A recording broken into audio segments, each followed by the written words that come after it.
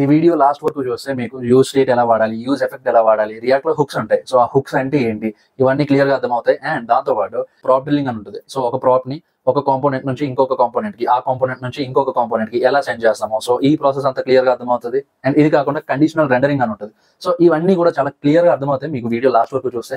కాబట్టి లాస్ట్ వరకు చూడండి. ఈ వీడియో మీ ఫ్రెండ్స్ కూడా షేర్ చేయండి. రియాక్ట్ కోసం నేర్చుకుందాము, ఫుల్ స్టాక్ నేర్చుకుందాము, బ్యాక్ ఎండ్ నేర్చుకుందాం అనుకుంటే ఛానల్ కి కంపల్సరీగా సబ్స్క్రైబ్ చేయండి. ఎందుకంటే ఇలాంటి వీడియోస్ నా దగ్గర నుంచి వీక్ అవుట్ వస్తుంది. ఎవ్రీ వీడియో అయితే మీకు ఒక కొత్త స్కిల్ నేర్పిస్తుంది, లేకపోతే ఆల్రెడీ వచ్చిన స్కిల్ ని ఇంకొద్దిగా బాగా నేర్చుకునేలా చేస్తుంది. ఓకే, ఏమైనా డౌట్స్ వస్తే కామెంట్ చేయండి. ఒకవేళ ఏం అర్థం కాకపోతే మాత్రం మళ్ళీ చూడండి. అండ్ ఈ వీడియోలో వాడిన పీపీటీ కోడ్ ఇదంతా ఆల్రెడీ మన టెలిగ్రామ్ ఛానల్ లో సెండ్ చేసేసి ఉంటాయి. కాబట్టి అక్కడికి వెళ్ళి డౌన్లోడ్ చేసుకోండి. అండ్ ఇంక లేచి కూడా వీడియో స్టార్ట్ చేయండి.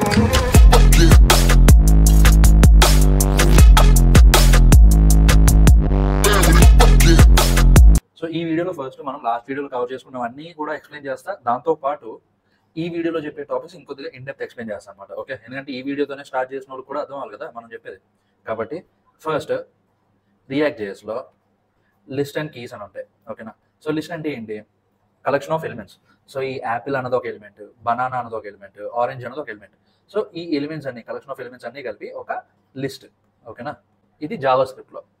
ఏ key is a unique identifier React uses to track each item in a list. Okay, helps React efficiently update only the changed items.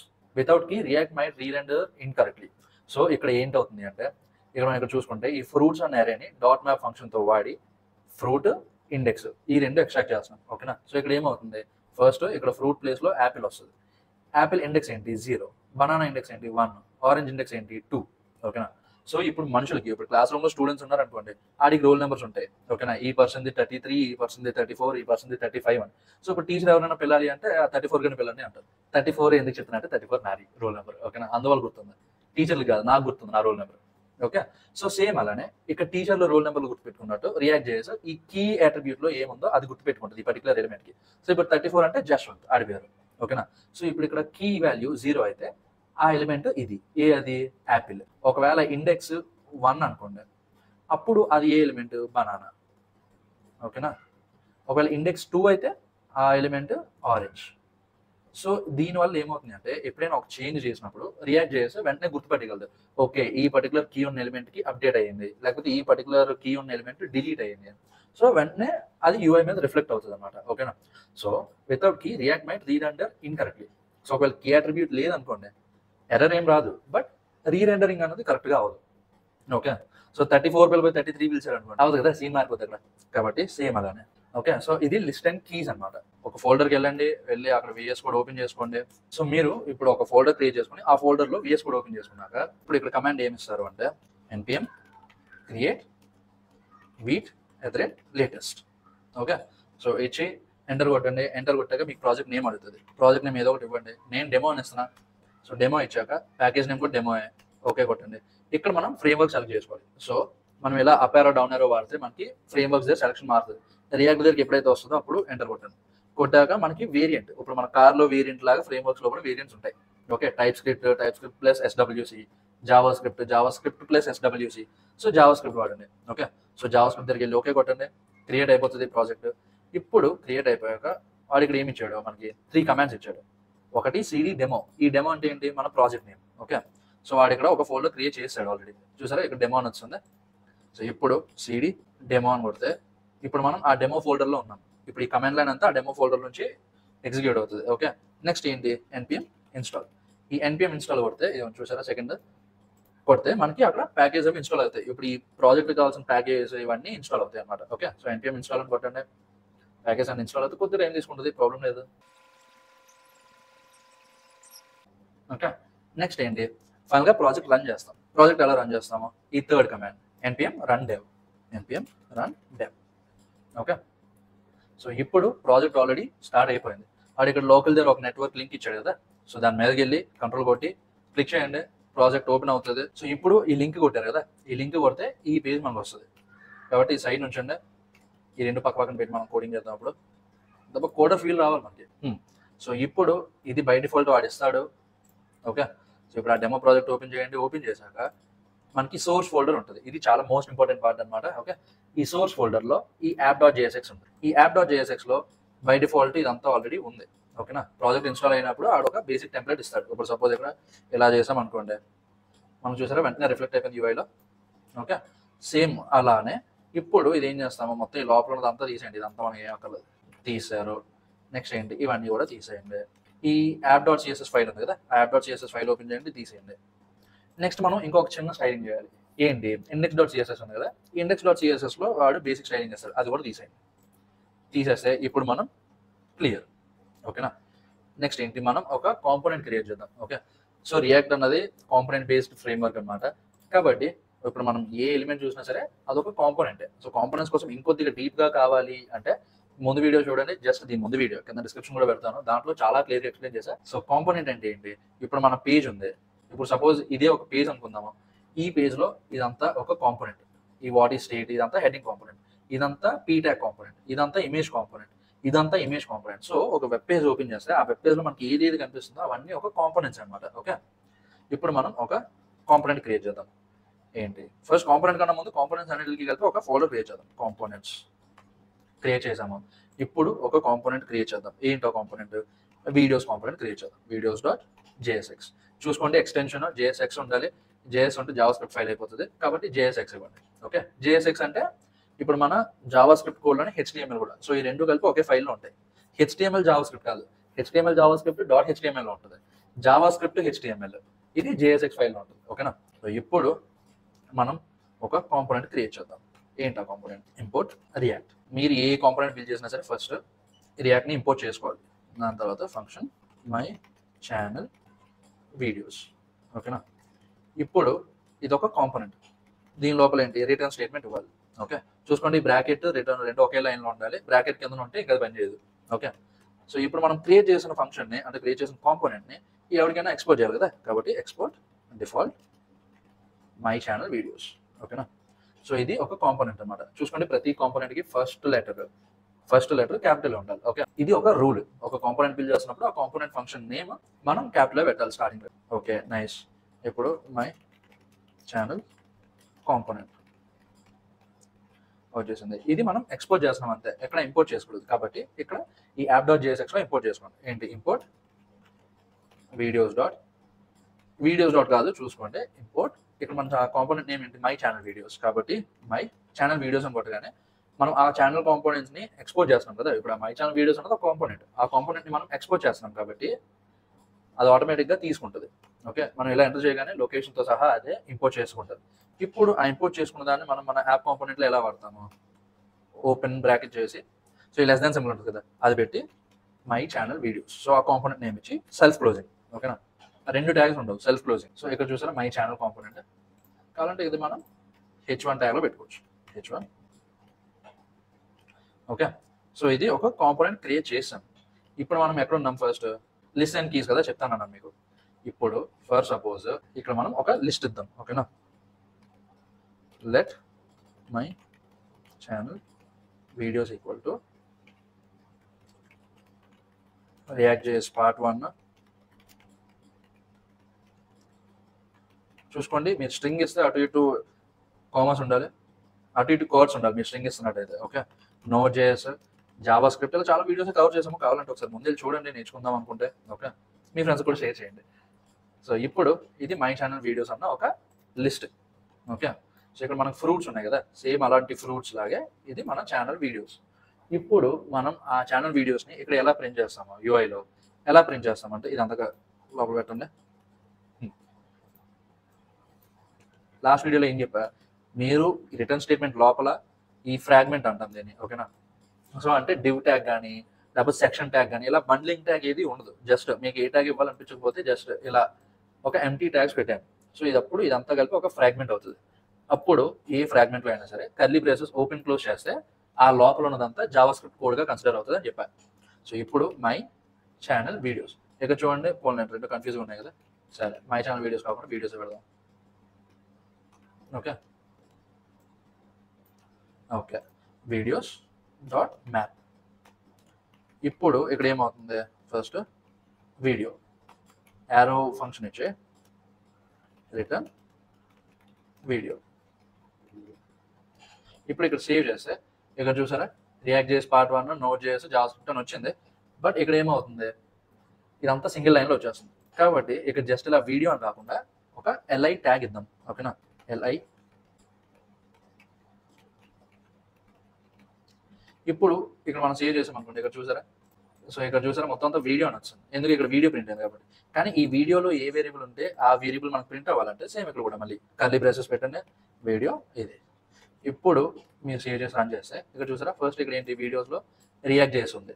ఓకేనా, సో మీకు క్లియర్గా ఎక్స్ప్లెయిన్ చేస్తా. ఇక్కడ ఏమవుతుంది అంటే ఫస్ట్ ఏంటి, సపోజ్ ఈ ఎగ్జాంపుల్ ఉంది, ఈ ఎగ్జాంపుల్ ఫస్ట్ ఏముంది, యాపిల్ ఉంది, నెక్స్ట్ ఏముంది, బనానా ఉంది, దాని తర్వాత ఏముంది, ఆరెంజ్ ఉంది.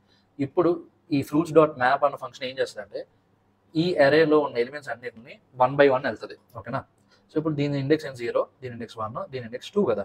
కాబట్టి ఫస్ట్ ఎలిమెంట్ ఏంటి, ఇది. ఓకేనా, ఆ ఫస్ట్ ఎలిమెంట్ అలా వచ్చి దీనిలో పడుతుంది. సో ఈ యాపిల్ వచ్చి ఈ ఫ్రూట్ ప్లేస్లో పడుతుంది, ఈ 0 వచ్చి ఈ ఇండెక్స్ ప్లేస్లో పడుతుంది. ఓకే, దీని తర్వాత ఎలిమెంట్ ఏంటి, బనానా. ఇప్పుడు ఇది ఇలా వచ్చి మళ్ళీ పడుతుంది ఇక్కడ. అప్పుడు ఆ యాపిల్ ప్లేస్లో, అంటే ఇంకా యాపిల్ పోయినట్టు, ఎందుకంటే ఆ ఎలిమెంట్ దాటేసింది కదా ఎగ్జిక్యూషన్. కాబట్టి ఇప్పుడు ఈ ఫ్రూట్ ప్లేస్లో బనానా పడుతుంది, ఇండెక్స్ ప్లేస్లో 1 అన్నది వస్తుంది. సేమ్ అలానే ఇప్పుడు ఈ బనానా కూడా అయిపోయాక నెక్స్ట్ ఏముంది, ఆరెంజ్ ఉంది, దీని ఇండెక్స్ ఏంటి 2, దీని ఫ్రూట్ నేమ్ ఏంటి, ఆరెంజ్. ఓకేనా, ఇప్పుడు ఈ ఆరెంజ్ అన్నది వచ్చి దీంట్లో పడుతుంది, ఈ 2 అన్నది వచ్చి ఇండెక్స్లో పడుతుంది. ఇక్కడ కూడా సేమ్ అయ్యేది అదే. ఈ రియాక్ట్ చేసి అన్నది ఫస్ట్ వచ్చి ఈ వీడియోలో పడుతుంది. బట్ మనం ఇండెక్స్ మనం యాక్సెస్ చేయట్లేదు కదా, ఎక్కడంటే రెండు చేసాం, ఫ్రూట్ కమా ఇండెక్స్ అని. బట్ ఇక్కడ మనం ఓన్లీ వీడియోయే పెట్టాం. ఓన్లీ వీడియో పెడితే ఏమవుతుందంటే ఈ రియాక్ట్ చేసి పార్ట్ 1 అన్నది ఈ వీడియోలోకి వస్తుంది. ఈ వీడియోలో ఏది ఉంటే అదే మనం ప్రింట్ చేస్తాం. బట్ మనం ఇందాక ఏం చెప్పామో, ప్రతి ఐటమ్కి ఒక కీ అట్రిబ్యూట్ ఉండాలని చెప్పారు కదా. కాబట్టి ఇక్కడ సేమ్ మనం ప్రాప్స్ని రిసీవ్ చేసుకుంటున్నట్టే ఇండెక్స్ అని కూడా పెట్టాలి. ఓకేనా, ఇక్కడ అదే కదా చేస్తున్నాం మనం, ఫ్రూట్ ఇండెక్స్ అని పెడుతున్నాం. సేమ్ అలానే ఇప్పుడు ఇక్కడ చూస్తే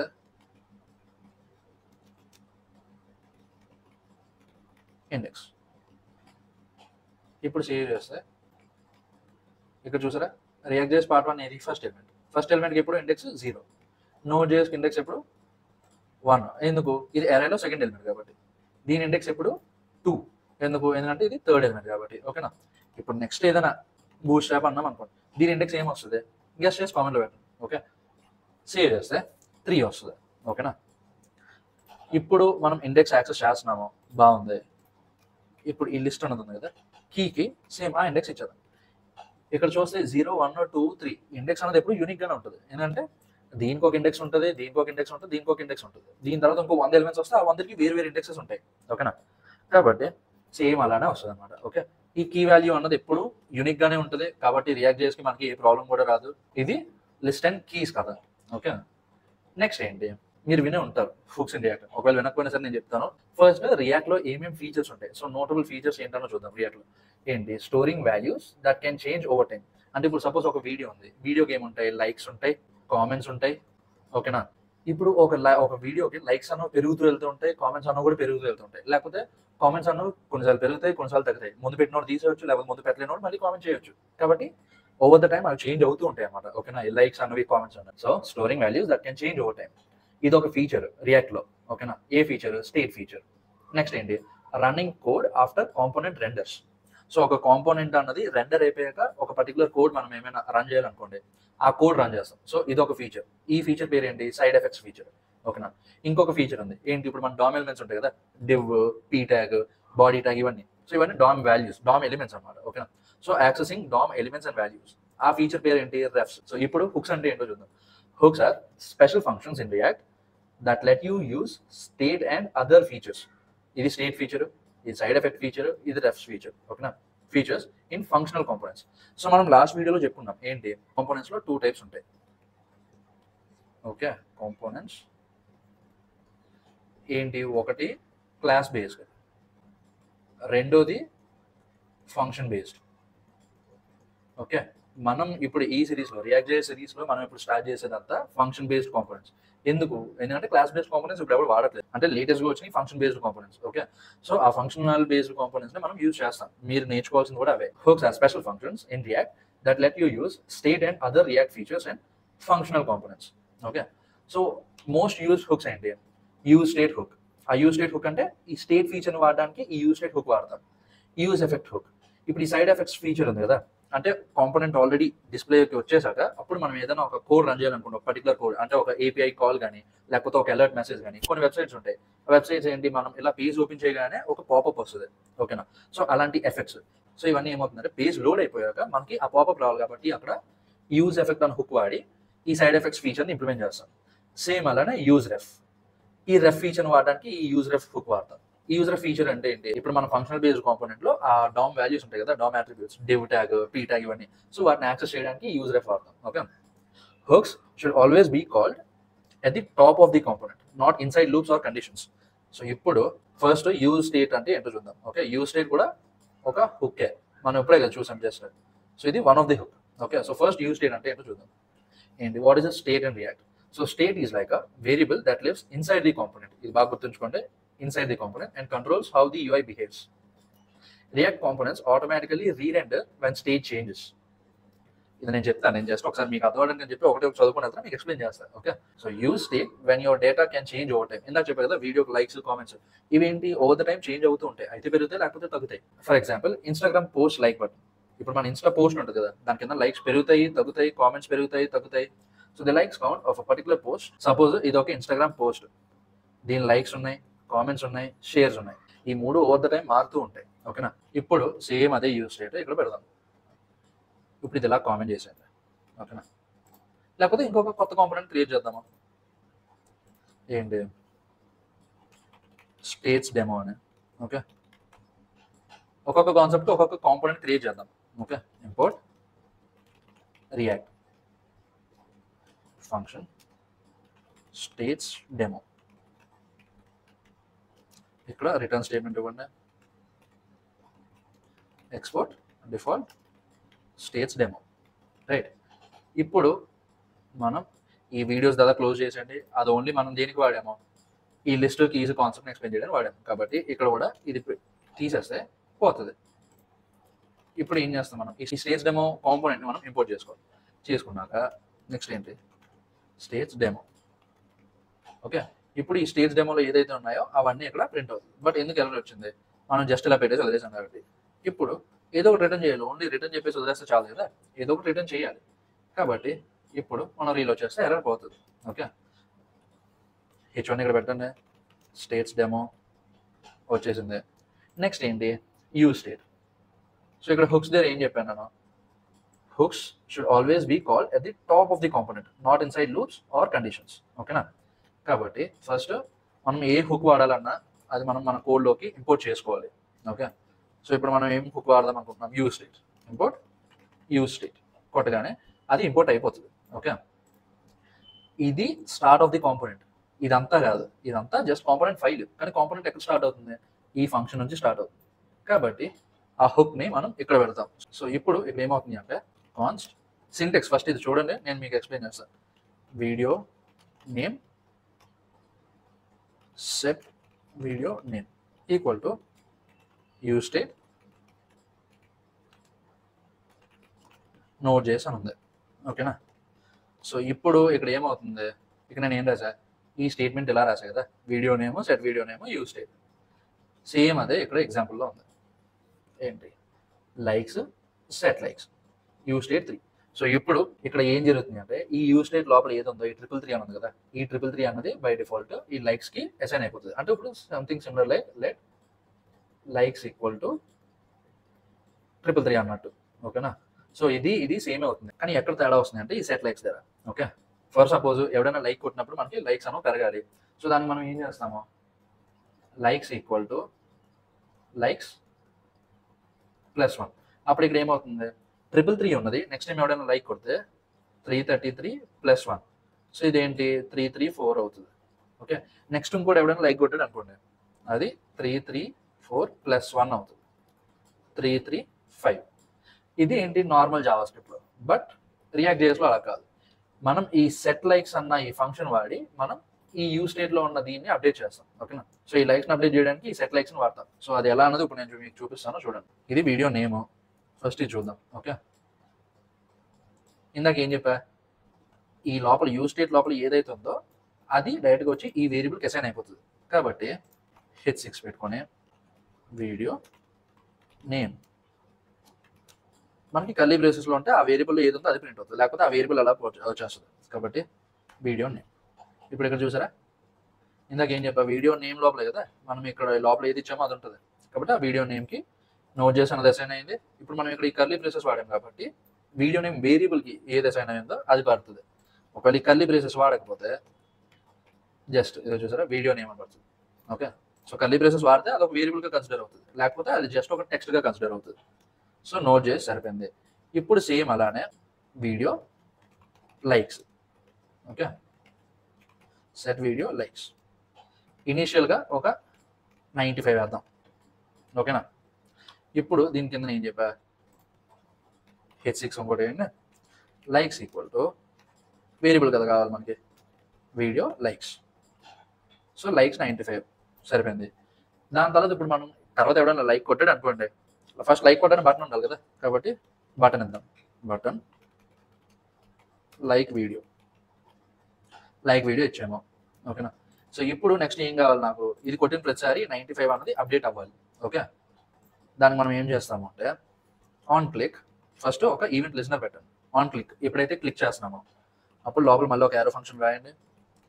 రాసి అప్పుడు ఈ సెట్ వీడియో లింక్స్ అని ఉంది కదా, ఈ సెట్ వీడియో లింక్స్ అని ఇలా పెట్టండి. సెట్ వీడియో లైక్స్, లింక్స్ కాదు సెట్ వీడియో లైక్స్.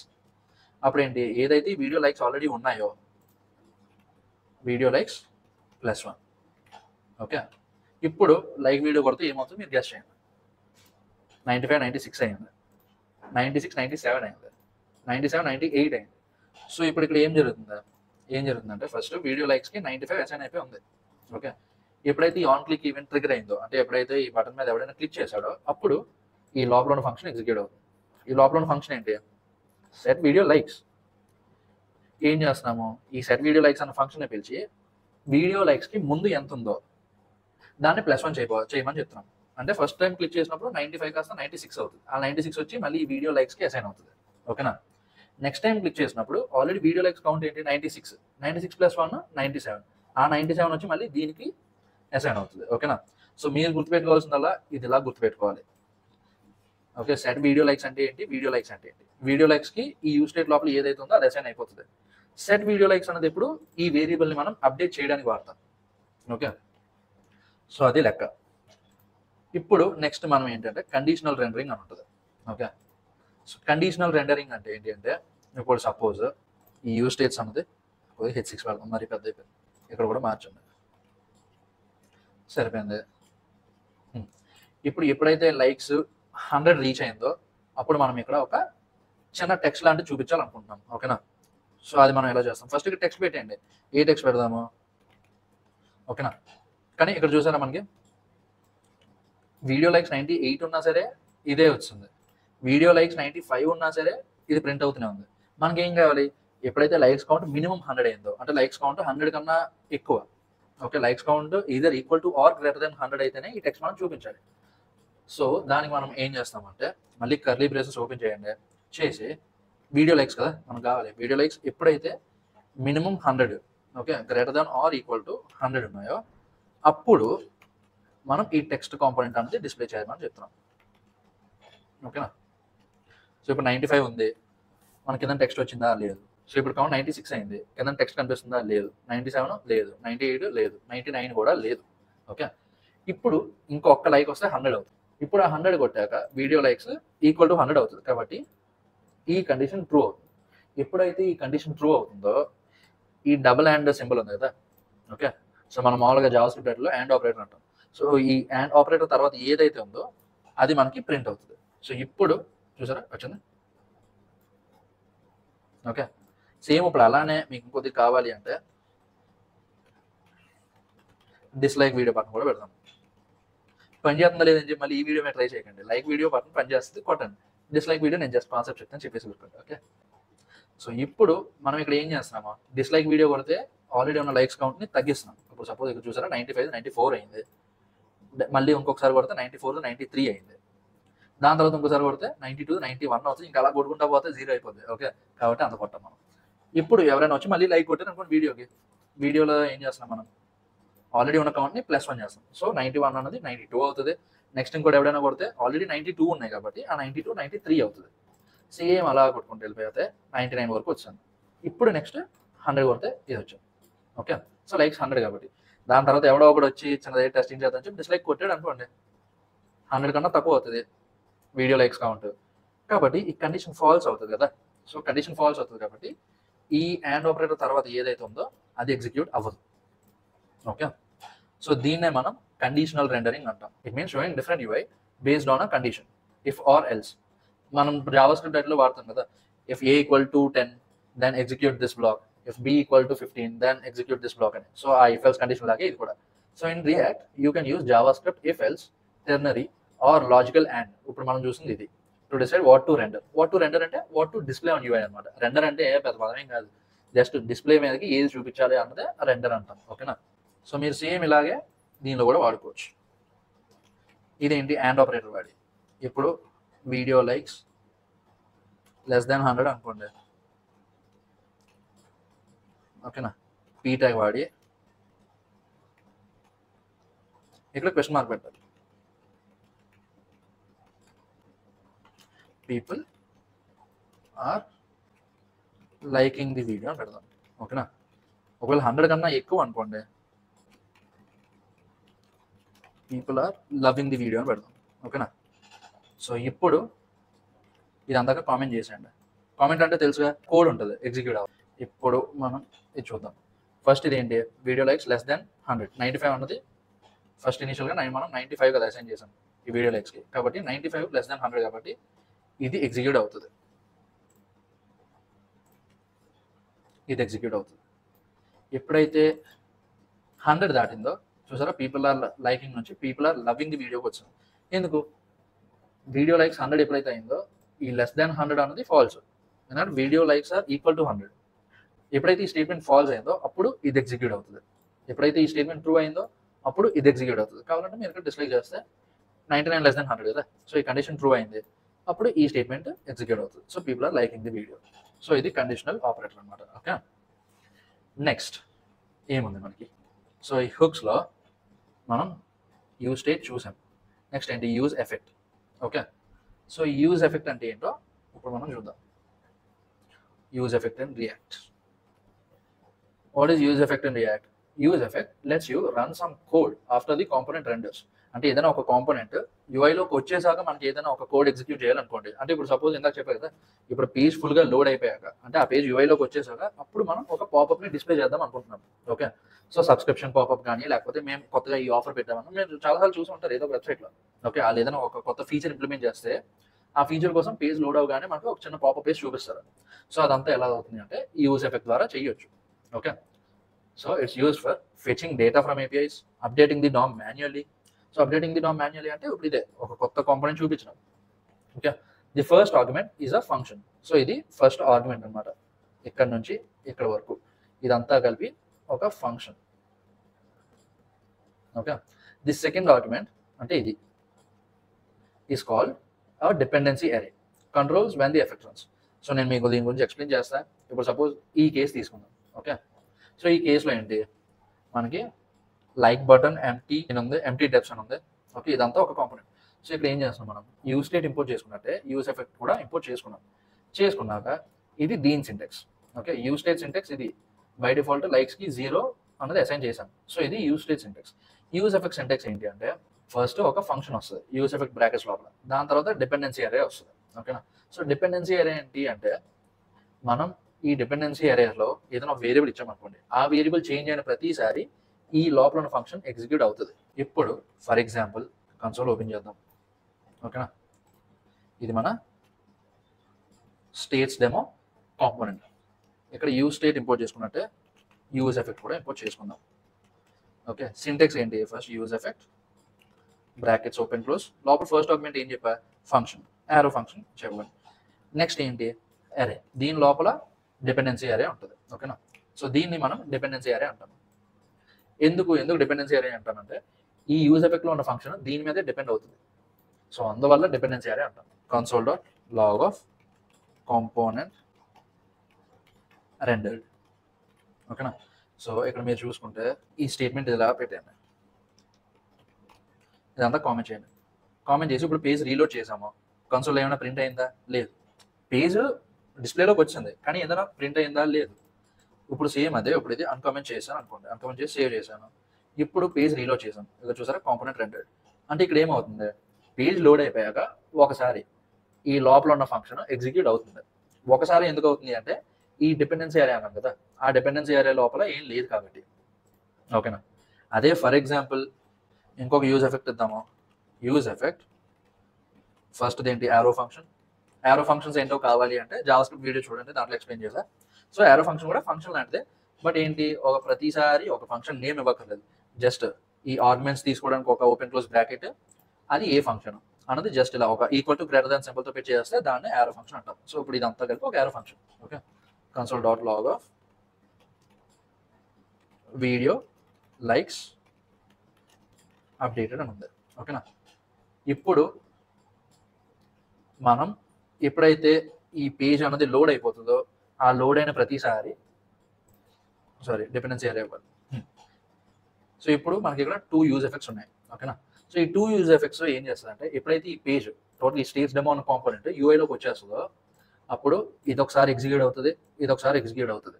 సో ఇది ఎగ్జిక్యూట్ అయినప్పుడు లోపల ఏం చేసాం, మనం కన్సోల్ చేసాం, కాంపోనెంట్ రెండెడ్ అని వచ్చేసింది.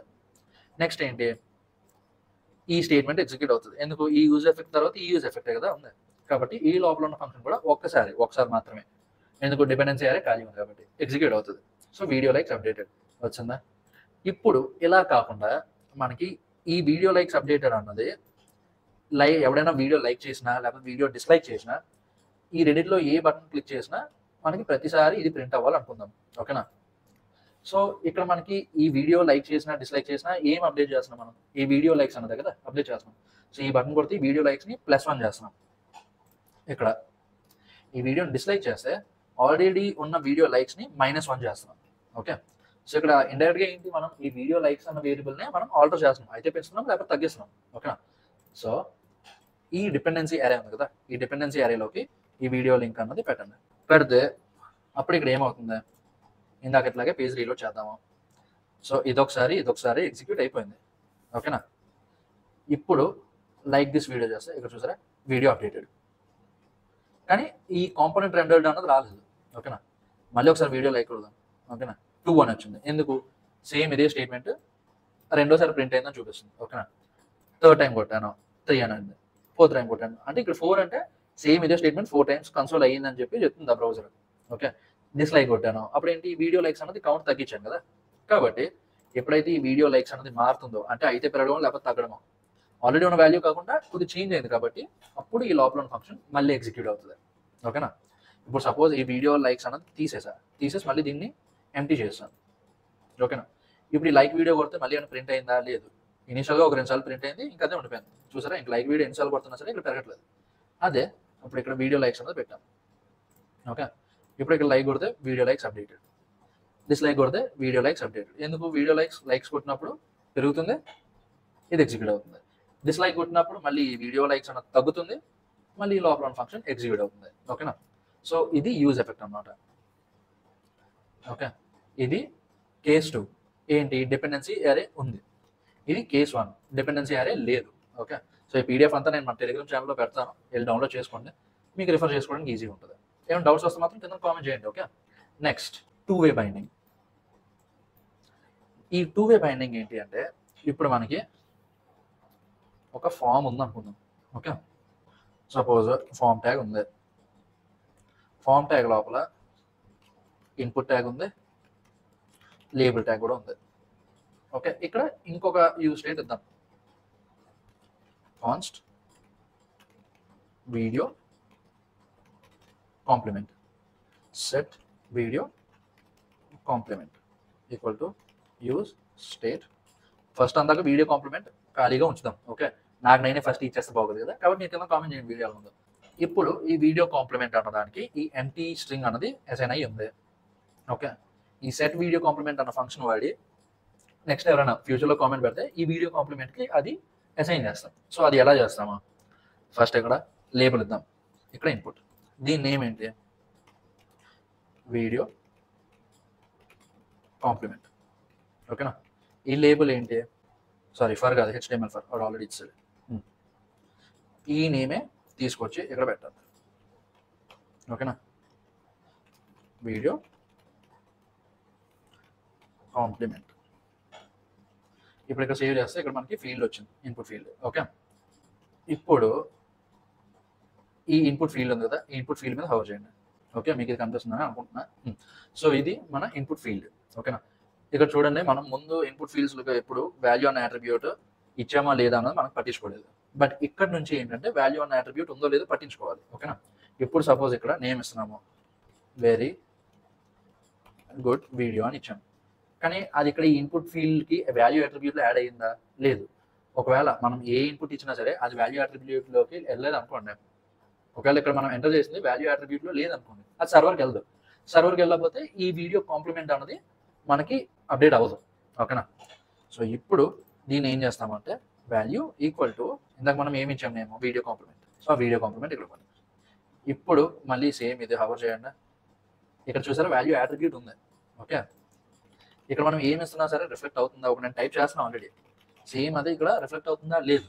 ఎందుకు అవ్వట్లేదు అంటే మనం ఈ వాల్యూ అట్రిబ్యూట్కి ఇది సెట్ చేసాం సరే, బట్ ఎప్పుడైతే ఎవడైనా దీని లోపల ఏం టైప్ చేస్తుంటే దాన్ని మనం ఈ వీడియో కాంప్లిమెంట్కి అప్డేట్ చేయాలి కదా. సో అది ఎలా అప్డేట్ చేస్తాము?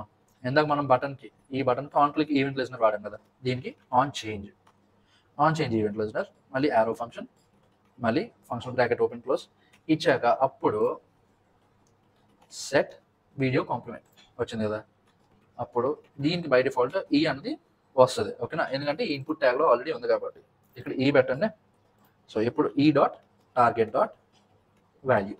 సో ఇక్కడ ఏమవుతుంది, కన్సోల్ డాట్ లాగ్ ఆఫ్ ఈ డాట్ టార్గెట్ డాట్ వాల్యూ అంటే ఏ ఇన్పుట్ ఫీల్డ్ అయితే మనం ఇన్సర్ట్ చేస్తున్నామో డేటా, ఆ ఇన్పుట్ ఫీల్డ్లో ఉన్న వాల్యూని మనం తీసుకొచ్చి ఈ కాంప్లిమెంట్ అన్న దానికి అసైన్ చేస్తున్నాం. కొద్దిగా కన్ఫ్యూజ్గా ఉంటుంది ఇది. ఓకే, ఈ అంటే ఏంటి, టార్గెట్ అంటే ఏంటి, వాల్యూ అంటే ఏంటి అన్నది. ఇప్పుడు సపోజ్ కన్సోల్ ఓపెన్ చేద్దాం, కన్సోల్ డాట్ లాగ్ ఆఫ్ ఈ. సో ఇప్పుడు జే అని కొడితే ఇప్పుడు ఈ అన్నదంతా కలిపి దీనికి సంబంధించింది. ఓకే, ఇప్పుడు మనం దీన్ని ఎక్స్ప్లెయిన్ చేస్తే ఎక్కడో టార్గెట్ అని ఉంటుంది. టార్గెట్, ఈ టార్గెట్ ఏంటి, ఇన్పుట్. ఓకే, టార్గెట్ లోపల ఏముంది, వాల్యూ ఉంది. సో దాన్నే మనం ఈ డాట్ టార్గెట్ డాట్ వాల్యూ అని ఇచ్చేస్తాం. ఇక్కడ చూసారా, జే ఎంటర్ చేసాము. సో ఇప్పుడు ఆ ఈ డాట్ టార్గెట్ డాట్ వాల్యూ ఏమైంది, జేఎస్ అని పెట్టాము. సో ఎప్పుడైతే మనం ఒక అక్షరం ఎంటర్ చేసినా, ఒక అక్షరం బ్యాక్ తీసేసినా, ఈ లోపల ఉన్నది అలా ఎగ్జిక్యూట్ అవుతుంది. సో ఈ అన్నది దీనికి వస్తుంది, ఈ లోపల టార్గెట్ అన్నది ఉంటుంది, టార్గెట్ లోపల మళ్ళీ వాల్యూ అన్నది ఉంటుంది. సో ఆ వాల్యూని మనం ఈ కాంప్లిమెంట్ అన్నది ఉంది కదా వేరియబుల్, దానికి అసైన్ చేస్తున్నాం. ఓకే, సో ఆ అసైన్ చేసింది మనం ఇక్కడ చూపిస్తున్నాం. కావాలంటే ఇప్పుడు మనం దీని మీద ఎంటర్ చేస్తే ఇక్కడ చూసారా వాల్యూ జస్ట్ అని వచ్చిందా, దాని ప్లేస్లో వెరీ గుడ్ వీడియో అని ఇచ్చామనుకోండి. ఇక్కడ చూసారా వాల్యూ మారుతుంది. ఎందుకు మారుతుంది? ఎప్పుడైతే ఎంటర్ చేస్తున్నామో అప్పుడు మనం ఈ వీడియో కాంప్లిమెంట్ని అప్డేట్ చేస్తున్నాం. ఎప్పుడైతే ఈ వీడియో కాంప్లిమెంట్ని అప్డేట్ చేస్తున్నామో ఆ అప్డేట్ అయిన వాల్యూ తీసుకొచ్చి ఈ వాల్యూకి మనం అసైన్ చేస్తున్నాం. ఓకే, మీకు సింపుల్ అబ్బా, ఎలా ఉంటుంది అంటే two way binding. Variable, okay, set variable equal to use state 5. ఓకేనా, ఇప్పుడు ఇది ఏంటి, వేరియబుల్ ఈక్వల్ టు 5 అన్నట్టు. ఓకే, ఈ వేరియబుల్ని తీసుకొచ్చి మనం ఈ ఇన్పుట్ ట్యాగ్లో డిస్ప్లే చేస్తున్నాం. ఓకేనా, ఎప్పుడైతే ఈ ఇన్పుట్ ఫీల్డ్ లోపల డేటా అనేది ఇన్సర్ట్ చేస్తున్నామో అప్పుడు మనం తీసుకెళ్ళి దాన్ని ఈ సెట్ వేరియబుల్లో పెట్టి ఈ వేరియబుల్ దానికి అప్డేట్ చేస్తాం. సో ఇక్కడ ఏమవుతుంది, ఇన్పుట్ చేస్తే వేరియబుల్ అప్డేట్ చేస్తున్నాం. ఓకేనా, వేరియబుల్ అప్డేట్ అయిన ప్రతిసారి ఇన్పుట్ ఫీల్డ్లో మళ్ళీ ఆ అప్డేట్ అయిన వాల్యూని చూపిస్తున్నాం. ఓకే, సో ఇది టూ వే బైండింగ్ అనమాట. సో ఇక్కడ ఏమవుతుంది, అప్డేట్ అయిన వాల్యూని డిస్ప్లే చేస్తున్నాము, ఆల్రెడీ అప్డేటెడ్గా ఉన్న వాల్యూని ఎవరైనా మళ్ళీ అప్డేట్ చేస్తే అది మళ్ళీ ఈ వేరియబుల్కి అప్డేట్ చేస్తున్నాం. సో ఒక సైడ్ అప్డేట్ చేస్తున్నాము, ఇంకొక సైడ్ మళ్ళీ అప్డేట్ అయిన దాన్ని డిస్ప్లే చేస్తున్నాం కూడా. సో దీన్ని మనం టూ వే బైండింగ్ అంటాం. ఓకేనా, లాస్ట్ ఒకే ఒక కాన్సెప్ట్ ఉంది. Okay, prop drilling. So prop drilling అంటే ఏంటి, ఇప్పుడు సపోజ్ ఈ స్టేట్ డెమో అని ఉంది కదా, ఇదంతా క్లోజ్ చేసేయండి. ఓకేనా, ఈ స్టేట్ డెమో అన్నదంతా ఒక కాంపోనెంట్. ఇప్పుడు దీని లోపల ఇంకొక కాంపోనెంట్ రాద్దాం, ఫంక్షన్ చైల్డ్ కాంపోనెంట్. ఓకేనా, ఇప్పుడు మళ్ళీ దీనికి కూడా సేమ్